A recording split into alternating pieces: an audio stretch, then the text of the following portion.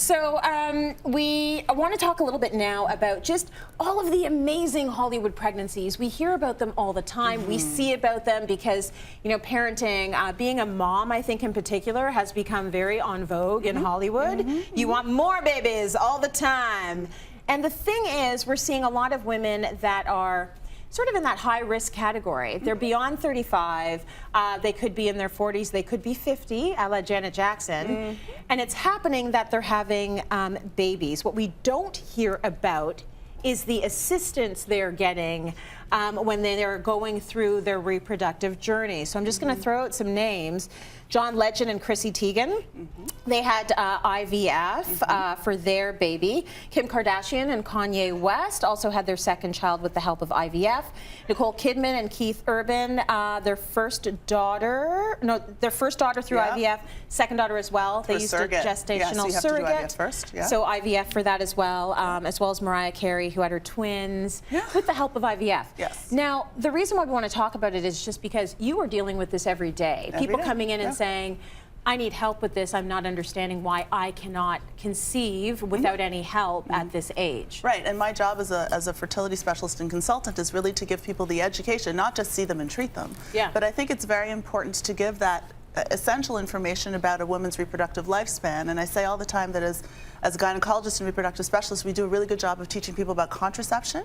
We don't do a very good job about teaching young women about their reproductive limitations and then the options that are out there that they may need to access. And the problem with, I think, the lay press, though I love the lay press, but the lay press is that it allows people to say things that aren't necessarily true, and then women believe it, and then they delay consultation. So they're like, well, you know, if Janet Jackson had a, God bless her, you know, what have you done for me lately? I get it. But if she would actually say, as opposed to, you know, we've been blessed, or it's really, to say, you know what, I was 50, I met my partner later in life, and I think that I was so lucky and fortunate to be able to have afforded and had a doctor that could do this for us as a family, right? So that women would understand that it's a process and a journey.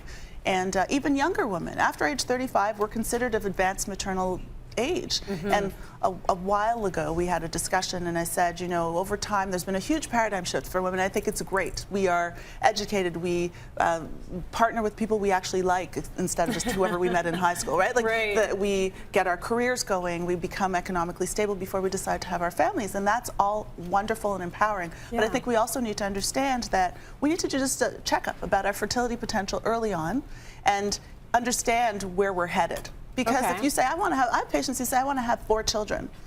Well, if you're 37 presenting for your 4 children, we need to hurry up and do IVF, because we can make embryos now, put back one, and you come back a couple of years later, and then you can have your next one because it was made at this chronological age. I know. And go ahead. I want to know what the testing is that you can get done. Say if you're in your 20s, you're still in university, but you're thinking in the future, I would like to have a child. Yeah, and that actually, having this assessment is increasing, because now there's something called social egg freezing that we can actually do. We can freeze eggs until you meet a partner, until you're ready to actually finish your training or whatever, and then you can go about your family building. But the test that you do, there's a cycle day 3 FSH, follicle stimulating hormone, which is secreted by the brain and binds to receptors on your ovaries, which kickstarts the process of growing an egg to ovulation. So that's one, but it has to be done at a particular time in your cycle. It can't be done at any time. Then there's something called AMH, or anti-Mullerian hormone. So that is kind of a test of ovarian reserve of the overall, because it's secreted by the small preantral follicles that exist in the ovaries. So we're born with baskets of eggs, let's say, and over our lifetime, we start off full and we deplete it. Some women deplete it more quickly, some women deplete it at the average rate, some women deplete it more slowly.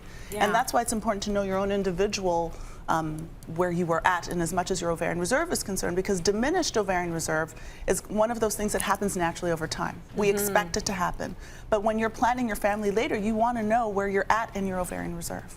And then you can also do a pelvic ultrasound, which looks at the small little follicles that are ready to grow into each cycle. Every month we have a group of eggs that's ready to grow into a cycle. You can actually assess that with a transvaginal ultrasound. Now, you can't just go to any ultrasound place and say, count my antral follicles. You need to go to somewhere where they're used to doing this, so that we can tell you kind of what your fertility potential would be if you should decide to have a child today. And if we say, oh, you're diminished at this stage, then you might want to decide I might have my family sooner because this is important to me. Or you may decide I'm going to freeze my eggs, because even freezing eggs, you can't just freeze 4 eggs. You could, but ideally you want to freeze between 18 and 30 eggs to be able to feel comfortable that you'll have a take-home baby once you warm them and fertilize them later on. Okay, Yeah. so all of these things, it's good to know early, because this might be what you're saving money for as well. These things will cost you money. They will. Fortunately, well, they're in Canada now. There are certain jurisdictions, Ontario one of them, where IVF is funded for 1 cycle, so that's wonderful. Yeah.